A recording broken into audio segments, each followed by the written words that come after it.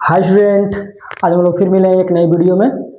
और जो है कि आप लोगों का बहुत काफ़ी जो है कि सपोर्ट मिल रहा है। अच्छा खासा जो है कि आप लोगों के सपोर्ट से हमारे सब्सक्राइबर भी हो गए हैं। और जो है कि हम लोग जो वीडियो दे रहे हैं अच्छा खासा व्यू भी उस पर जा रहा है। तो बहुत आप लोगों का सपोर्ट है, इसके लिए थैंक यू। और आज जो है क्लास 10th के लिए ये टॉपिक है। और हालांकि 12th के बोर्ड में भी ये आएगा कंफर्म है। ऐसी टॉपिक मैं लिया हूँ जो 10th और 12th दोनों में आएगा और एकदम कंफर्म है कि आएगा, एकदम इम्पोर्टेंट है ये। तो मैंने टॉपिक जो आज का लिया हुआ है वो है मादा जनन तंत्र। देखिए, दो प्रकार के तंत्र आपसे पूछे जाएंगे, एक होता है मादा जनन तंत्र और एक होता है नर जनन तंत्र। तो ये पहले आपको मादा जनन तंत्र की वीडियो दी जा रही है, इसके बाद फिर आपको कल या परसों ही मिल जाएगी नर जनन तंत्र का वीडियो। तो ये दोनों में से एक आ जाएगा आपके 10 के बोर्ड में। इसके बाद कुछ बच्चों का डिमांड था कि सर जो है कि जो केमिस्ट्री का जो चौथा चैप्टर है कार्बन और उसके यौगिक, तो ये वाला चैप्टर बताइए, इसमें जो IUPAC नाम आता है। तो जब मैं नर जनतंत्र पढ़ा दूंगा तो उसके बाद वो वाला चैप्टर IUPAC नाम वाला जो है एक बार जरूर आप लोगों के लिए लेकर आऊंगा।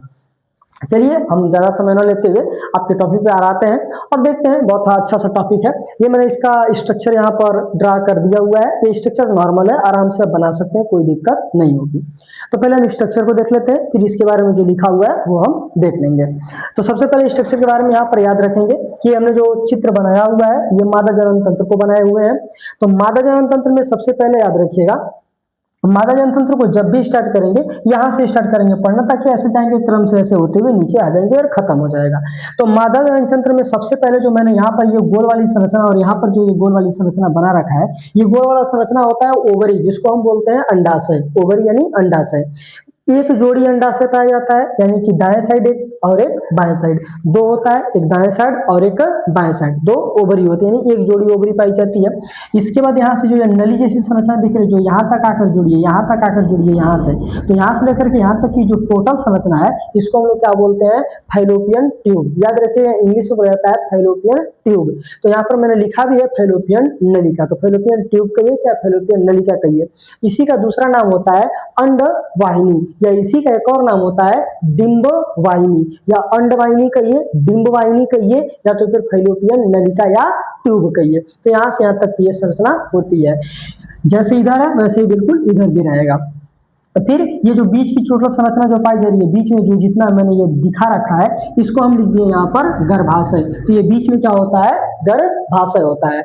अब ये जो गर्भाशय होता है, याद रखिए गर्भाशय आपका 3 लेयर से मिलकर के बना होता है। मैंने लेयर यहाँ पे लिख दिया है, अंतः स्तर, मध्य स्तर और बाह्य स्तर, 3 स्तर मिलते हैं तो गर्भाशय बनता है। और इन तीनों स्तरों को सम्मिलित रूप से गर्भाशयी दीवार कहा जाता है।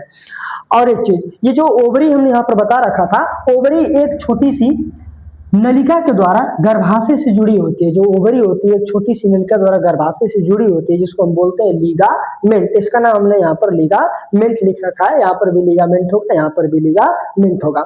और ये बीच में मैंने पूरा इसका गर्भाशय बना रखा है।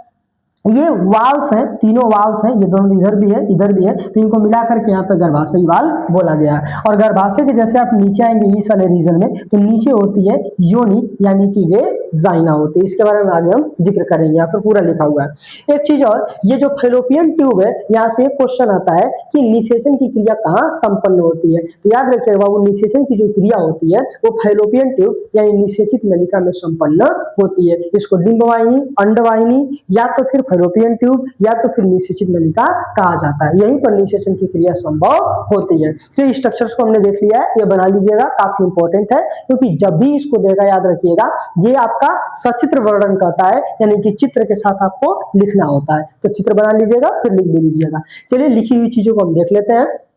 सबसे पहले मादा जनन तंत्र में लिखा है फीमेल रिप्रोडक्टिव सिस्टम। इसमें सबसे पहले बात याद रखिएगा, जो मादा जनन तंत्र होता है ये कई चीजों से मिलकर बना होता है, जिसमें से यहाँ पर लिखा है निम्न भागों से मिलकर बना होता है। पहला है आपका अंडाशय, दूसरा है फैलोपियन नलिका चाहे फैलोपियन ट्यूब, और तीसरा है आपका गर्भाशय, चौथा है योनि, और पांचवा सहायक ग्रंथियां। ये जो सहायक ग्रंथियां हैं यहाँ पर, ये टोटल आपको बता दी गई, ये 4-5 भाग इसके होते हैं। और सबसे पहले आपका दिया हुआ है यहाँ पे अंडाशय। अंडाशय के बारे में याद रखेंगे कि यह मादा का प्राथमिक लैंगिक अंग होता है। मादा है क्या है, प्राथमिक लैंगिक अंग होता है। मादा का प्राथमिक लैंगिक अंग केवल अंडाशय को ही बोला जाता है। इसके बाद जितने नीचे के जितने भी दिए गए हैं ये सब द्वितीयक लैंगिक अंग कहलाते हैं। तो मादा की ये प्राथमिक लैंगिक अंग होता है। और इसमें अंडा का निर्माण होता है। किसका निर्माण होता है? अंडा। अंडा का मतलब होता है ओवा का निर्माण होता है। देखिए यहाँ पर दिखाया गया है, ये गोल वाला भाग टोटल क्या है? अंडाशय है, जो उसको मैंने यहाँ पर लिखा हुआ है। और इसके अंदर जो ये गोल वाली संरचना बना रखा है, इसको हम क्या बोलते हैं? अंडा बोलते हैं। तो अंडाशय में, ओवरी में ही अंडा का निर्माण होता है। आगे देखते हैं। आगे यहाँ पर बताया जा रखा है आपको कि यह जो होता है एक जोड़ी पाया जाता है। देखिए एक जोड़ी पाया जाता है। एक जोड़ी का मतलब है कि एक इधर भी पाया जाएगा, एक उधर भी पाया जाएगा, यानी एक राइट साइड और एक लेफ्ट साइड, ये दोनों साइड पाया जाता है, एक जोड़ी होता है। अगली बात, जो ये आपका अंडाशय है, यानी कि जो ये अंडाशय है जिसको हम ओवरी बोल रहे हैं, इसकी टोटल लंबाई कितनी होती है? तो 2 से 4 सेंटीमीटर उसकी लंबाई होती है। गर्भाशय प्रत्येक मादा का मतलब हर एक स्त्री में, मादा का मतलब स्त्री होता है, तो हर एक मादा यानी हर एक स्त्री में केवल एक ही गर्भाशय पाया जाता है। ऐसा नहीं हो सकता है कि एक महिला में कई गर्भाशय हो, केवल एक गर्भाशय होता है, जिसे बच्चादानी भी कहा जाता है। बच्चादानी कहने का मतलब है कि जो बच्चा होता है इसी गर्भ में ही पलता है प्रेगनेंसी होने के बाद, इसलिए इसको बच्चादानी भी कहा जाता है। इसके बाद इसका जो आकार है वो कैसा होता है? तो नाशपाती को उल्टा रख दिया जाए तो उसके आकार के जैसा इसकी आकृति दिखाई देती है।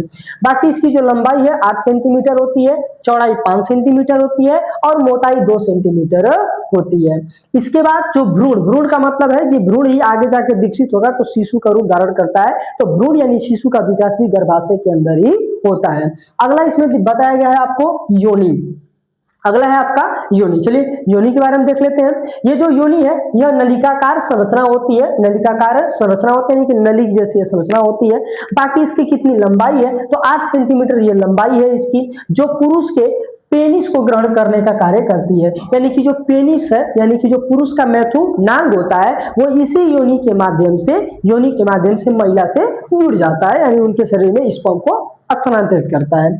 इसके बाद जो मासिक चक्र होते हैं, मासिक चक्र का मार्ग भी जो है ये योनि ही होती है, यानी योनि के द्वारा ही मासिक चक्र का श्रावण भी होता है। सहायक ग्रंथि में याद रखेंगे कि सहायक ग्रंथियां 2 होती हैं। पहला बार्थोलीन ग्रंथि और दूसरा है पेरिनील ग्रंथि।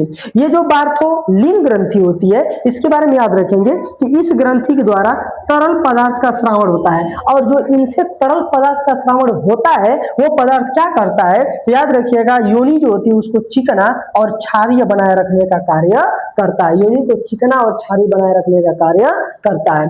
और ये जो पेरिनियल ग्रंथि होती है ये भी विशेष प्रकार के गंध युक्त तरल पदार्थ का श्रावण, और जो ये गंध युक्त तरल पदार्थ है इनके श्रावण से होता क्या है कि लैंगिक आकर्षण होता है। क्या होता है? लैंगिक आकर्षण होता है। इस तरह से आपका ये टोटल जो है मादा जनन तंत्र खत्म हो गया है। याद रखिएगा ये काफी इंपॉर्टेंट टॉपिक है बाबू, आपके बोर्ड एग्जाम के लिए जरूर आएगा। और इस तरह से हमारा टॉपिक खत्म हो जाता है। अब जो है कि हम लोग फिर आप लोगों को एक नई वीडियो में आगे मिलेंगे। हमने जैसा कि बता ही रखा है कि ये मादा जनन तंत्र पढ़े, इसके तुरंत बाद हम नर जनन तंत्र को पढ़ेंगे, और इन दोनों में से एक चीज आपके बोर्ड में आने की पूरी गारंटी भी है। इस बात को याद रखें बाबू, जिस दिन आप बीमार हो जाएंगे, मेडिकल के सामने रहेंगे, तो आप ही के जानने वाले लोग आपसे नहीं पूछेंगे बाबू आप मेडिकल के सामने क्यों खड़े थे, क्या बात थी। लेकिन जिस दिन आप दारू भट्टी के सामने खड़े हो जाएंगे आपको 10 लोग पूछेंगे अरे ये फलाने के लड़के थे वहां भट्टी के सामने क्या कर रहे थे। तो इस पे आप मत जाइए कि लोग आपके बारे में क्या सोच रहे हैं, बस इस पर आप जाइए कि आपको क्या करना है। तो इस बात को आप याद रखें कि हमेशा व्यक्ति को कमियां दिखती हैं, कभी उसकी मजबूरियां नहीं दिखती है कि वो क्या करके यहाँ पर खड़ा है। इसलिए आप लोगों की नहीं अपनी खुद की सुनिए, क्योंकि आप अपने आप को जानते हैं, आपकी परिस्थिति कैसी है वो आप जानते हैं, सामने वाला नहीं जानता है। ठीक, चलें फिर हम लोग फिर मिलेंगे नए वीडियो में, तब तक के लिए बाय।